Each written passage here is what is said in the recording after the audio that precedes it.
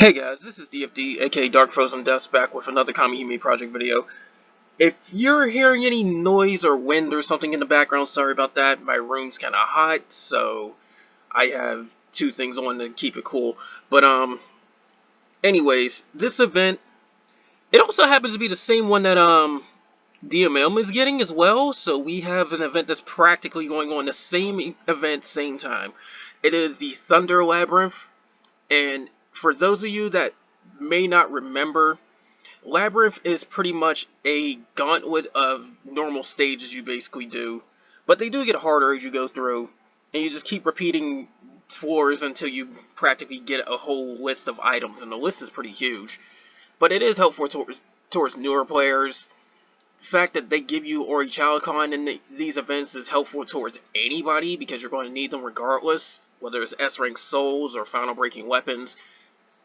They give a crap ton of gacha tickets, and there's tons and tons of gems. This is going to really spike your gem count, but there is a lot of different stuff they give, and some weapons are worth, some aren't.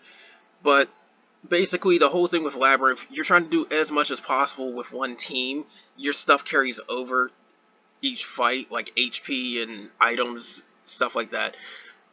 Cooldown does not carry over, so quite frankly, if you're using Solomon or Medea, they are very, very good for this because they can just ability nuke everything and then do it again next turn. It also helps you have other Kamihime that can do that as well. But, since this is Thunder, Wind's going to have the advantage. Water is not going to have an advantage, and this is done differently than the last one. So the last one pretty much could go on forever. The Wind one, I do believe. And this one, however, based on the difficulty, you have a certain number of floors you can go through. You should get all the items from the hardest difficulty going through all of its floors, I do believe, but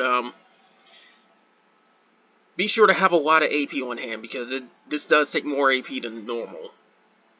Because it's like an AP cost per floor, I do believe. But anyways, I don't know if drop rates have any effect here. You could try it, but that's the main thing of this, getting all the different drops that pop up. I do believe some chests can appear on their own, but you can still get extra stuff anyways. But enemies will get tougher as you go down, and they did it differently than this one. It's not based on what point did you reach. Like say 430, you might face more enemies. 450, you might face harder enemies as well. No, each and every enemy is based on the 4 you're currently at, period, point blank. You could probably get all of them on any 4, but either way, their HP increases the further you go, and so on. So that's something to know about this. But anyways, it says 10 AP per lap, and since it's the same cost between standard and ultimate, my suggestion to you, try ultimate, get as far as you can on that one. If you're a weaker player, you may not be able to do it ultimate all the way in one shot, but I would say just not bother with standard. That's just my recommendation. But enemies will be a higher rank in ultimate compared to standard, so keep that in mind. But this is what I was talking about. There is HP, and they're multiplied by the level. So enemies will have a base amount and then an increase based on the level you're at. The only exception seems to be the carbuncles, which happen to have a lot of treasure chests when you kill them. But everything else is based on that. Now there's something called That's It for this floor, which looks like the skill cones, if you remember the guild competitions. When you reach that, that's pretty much it. That's just an extra battle you could try, but it's meant to make you quit the labyrinth basically and just claim your rewards. But for those of you that do want to take him on, bring some auto revive. Because no matter whether you're facing him on standard or ultimate, he is going to have 1 billion HP, and he's going to do 6-digit damage every hit. 6-digit damage every hit. You're really not meant to survive that fight, but there are some ways around it to possibly do it. But quite frankly, it's just bragging rights if you do it, because there's nothing you really get for him. It still ends. But quite frankly, if you can kill him, do some exploits, then kudos on that one. But you're mainly just here to get the normal stuff, basically. But yeah, enemies are definitely a lot harder when it comes to other stuff. That's where these rankings come in and whatnot. Like, for instance, they're starting off with higher HP amounts and bonus per level than the 3 stars on standard. So keep that in mind. And if you're on floor 1, they're level 1. If you're on floor 20, they're level 20. It goes up like that. That's the best way I can sum it up. If you want exact amounts per level, it's kind of hard to say, but it's still varied on the enemy types, basically. They tend to keep them grouped in stars, so honestly, if it's a 3-star enemy, it looks like it's going to be 25,000 HP on Ultimate, and then they get an additional 10,000 per level, so you're on the first floor, then they got 35,000. But if you say reach the 200 floor, then suddenly they have 2 million. So yeah. For the 4-star enemies, it is 50,000 HP base, and then an additional 35,000 times their level. For the 5-star enemies, it is 100,000 HP and an additional 75,000 per level. So that's practically how they done that. Quite frankly, that should be familiar to anybody that's done a Union event, because Union event bosses pretty much work the same way, the demons and the seraphs. Their lackeys do not, which was the Liliums, and I think the I forgot what the lackeys for the seraphs are. I forgot their names, but the weaker ones don't do it, but the main bosses themselves, where you get all the ranking rewards and all that, they do that. But again, the treasure rate is pretty poor on standard. They even say it themselves. Plus, you pay the same amount of AP regardless of the difficulty, so there's really no reason to really do standard. Even if you're a newer player starting off, there's no reason to really do standard. You should be able to handle at least the first few floors of these enemies. And even then, it's not too hard to really get to a catch-up mechanic in this game, to where you can start grinding out some ultimate level content. You pretty much just go through epic quests, grab stuff from there, and then you can do practically any event. But that's still not enough. You need to know how to build your teams and all that too. But just the basic weapon should carry you somewhat far. Now, there's different cooldowns and whatnot on what each of these enemies do. There is a laundry list of all these different skills and effects. Quite frankly, I could not take the time to really read through all of this, because if I really go through all this, this video will be super long. So, that note, this is going to be in the comments. If you have Google Translate, you can look at this stuff. But quite frankly, it's better to just go in with Solomon, or even preferably Medea if you have access to her. Just nuke the crap out of everything and go on from there. Because your abilities will come back. Cooldowns do not carry over. The only things that carry over is HP and your items. If you're debuffed, or if you're buffed, or if you have burst gauge fill up, none of that carries over. Whatever potions you have and your HP is what goes from fight to fight. So that said, given how strong Medea is, some people can really just bust out like 5 million out the gate and just really go to town on stuff. Now, as for the rewards, there's many different tiers of rewards. This first upper tier is basically the platinums, the rainbows. And then there's like 1 gold that comes from it. I don't know why I translated to money, but that is indeed gold. Then it goes to silver, then it goes to copper chest. Now, from the copper chest, you're pretty much getting, if we happen to have access to it, EXP spares. Gems are popping up throughout many different rarity levels, basically. They'll be mainly just silver and copper. You can get different type of crystal fragments from all 4 tiers, if I remember correctly. Yeah, but the weaker ones are in the copper. You can get different lightning based materials as well, so those are kind of helpful. You can get a lot of grails, so there's that too. You get soul points, you get holy soul points as well, which has been renamed to special for those that are newer. Energy seeds, half elixirs, so you can get some refund. Fangs are very, very important, because when you're getting S-rank souls, you will find that your Fang supply will deplete very, very quickly. And they are probably one of the harder things to grind out due to drop rates. So, that said, Fangs are very important. I have to say that. You can get different types of books, both gold and silver.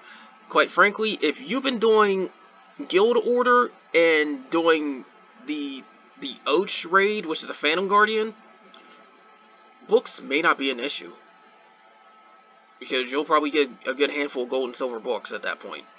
Same thing with Ori Childcon, but hey, it's free. You get a 10 draw ticket, which guarantees an SR in that pool. So keep that in mind. You get an SR gacha ticket as well. There should be normal gacha tickets too, I do believe, but I'm not sure.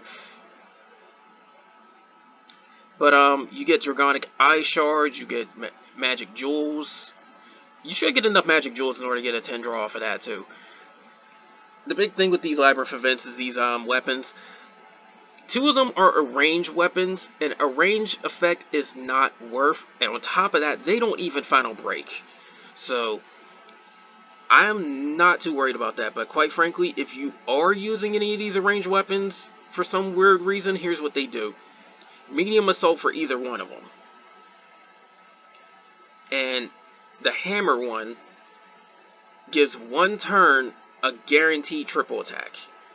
Now, quite frankly, that could be good, but it's only to 1 character. It's not to the whole team.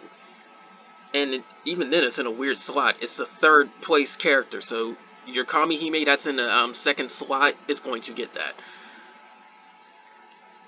As for the Magic Tool one, which is Arcane, puts a barrier on the one that's in 4th slot for 5 turns. Again, it's to 1 character. That's the main drawback of these. Plus, it's a 1-time per fight thing. The stats honestly aren't too bad on them. It's the effects that really make them not worthwhile. But the weapon you probably do want to get, especially since you can final break it, starts off with a medium barrage, which is so-so, and a small assault. It doesn't seem like too much until you realize that when you final break it, the small assault becomes small strength, which gives you assault and defender, plus a barrage. This still isn't the best of weapons, to be quite honest, but it is a very decent starter weapon, because it's giving you 3 different effects out the gate when you final break it. And then you're getting Ori Childcon anyways from this, so there you go. So quite frankly, if you can use it, so be it. If not, there's better stuff. For instance, there's the Guardian raid full. I say this in so many different videos, but I cannot stress this enough. That gun is overpowered, which gives a better assault and defender combo, basically, with vigor instead of barrage. But for those players starting out, you probably weren't able to handle full, and there's been quite a bit of leeching on raids to the point where they're failing, so it's really not becoming that viable of a strategy. You probably do need to sit there and fight. So this is a starter to help you catch up, because that's the main thing about this game. You really need to catch up, because if you want to start leapfrogging to harder content, you probably have to pay for it or just get lucky. Simple as that. So these weapons are definitely more towards starter players or ones that have gaps in their grid, but when you can start getting better stuff, you're probably going to replace these weapons anyway, especially their ranged ones. But this does give a whole bunch of other stuff that's worth it. Again, Dragonic Ice Shards, Magic Jewels, Gotcha Tickets, books if you need them, or Chalicon. Many different upgrade materials. That those fangs are definitely important because they're giving you like 20. You can get soul points, and quite frankly, the holy soul points is what usually gets in people's way. This is one of two ways to get holy soul points from events. The other would be union events, and you still have to do quite a bit of grinding on that one. And then if we ever get EXP spears implemented, then well, there's this too. But quite frankly, I have no idea when that's going to happen. It's been popping up on many different reward lists I've noticed when I go through these type of guides and whatnot, but I have no clue when we're going to get that. Even people that play DMM, I've tried talking to them. Some of them are just unsure or just don't remember. So whenever it happens, it happens. But they will help you out because they don't clog your inventory with all these weapons. And you will have a lot of treasure chests after the end of this should you grind out as much as you possibly can. That means your mailbox is going to get flooded. Make sure you have space, just in case. Because if it turns out that we're getting the weapon materials and the Adoma materials instead of these spears, mostly your inventory space is going to get clogged by that. So make sure to have a good handful of free space, and it's going to take a while to go through your mailbox, believe me. But if we get the EXP orbs, that makes it far simpler. And keep this one thing in mind. You are not meant to beat Skillcoon. You don't have to fight him if you don't want to. The minute you get to the 201st floor, or somehow you're doing standard, the 101st floor, back out and get the rest of the list as much as you need. Because you do not have to fight him. If you do want to fight him, auto-revive. There's one specific character that even auto-revives upon burst, and they should get a full burst gauge with Indomitable status, which means they won't die from one hit. So, there's that. I don't know if Skillcoon can combo, though. If he can combo, then that might go past that. But, that's the thing. You need Indomitable and some auto-revive. One character does both to herself. So with her, you could just pretty much put her in auto, make sure she bursts every turn. You're probably taking enough damage to fill up a burst gauge anyways. And then it'll just rinse and repeat until Skillcoon's dead. But other than that, if you want to have any shot at him, you definitely need auto-revive.